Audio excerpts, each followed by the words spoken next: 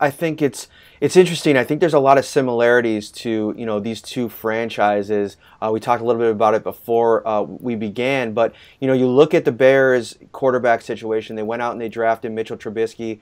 They decided that was their guy. They were going to build around him, a little bit raw at the time, and you've seen it over the course of his progression. I've even read some of your stuff recently, and there's still some question marks around Mitchell Trubisky and his development, and if he's going to be able to get that comfort level in the pocket. And I almost feel like that's exactly what we're talking about in Josh Allen here in Buffalo.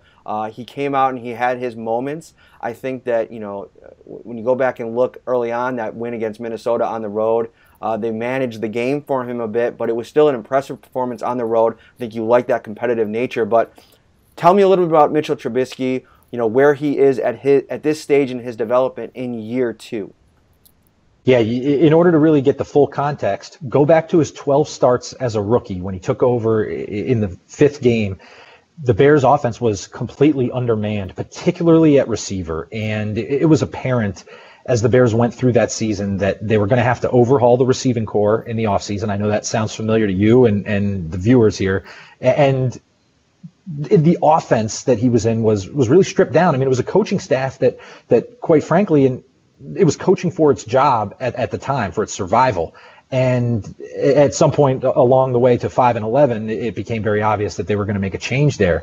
And when they did, they really wanted to go offense. General manager Ryan Pace is he made his way through the NFL front office ranks in New Orleans with the Super Bowl team at the Saints, Drew Brees, Sean Payton. And so that's the model that Pace operates off of, that the key to sustainable success is an offensive-minded coach with a super talented quarterback. And that's what they are trying to build here with Matt Nagy. He was the offensive coordinator of the Chiefs a year ago. So you understand a little bit about the offense that they're using. It's a lot of different personnel groupings, a lot of pre-snap movement, motion, a lot of option concepts, and it's a very quarterback-intensive offense. And as you mentioned, Matt, with Mitch still being raw, I mean, Sunday's game will be only his 20th start in the NFL.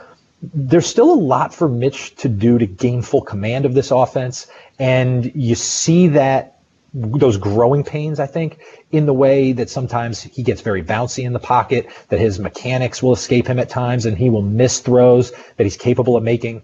When the Bears traded up to number 2, they traded up one spot in the 2017 draft, 3-2, and they drafted Trubisky. They touted his accuracy. And really, that's been inconsistent. That's the one element of his game that everyone in Chicago is looking for to click. And that's when you'll know that he's got full command of this offense. It's still a ways away, and the Bills will have a chance to really get after him with some of their pressures, some of their mixed coverages, and particularly the zone coverage, which he has struggled off and on against all season.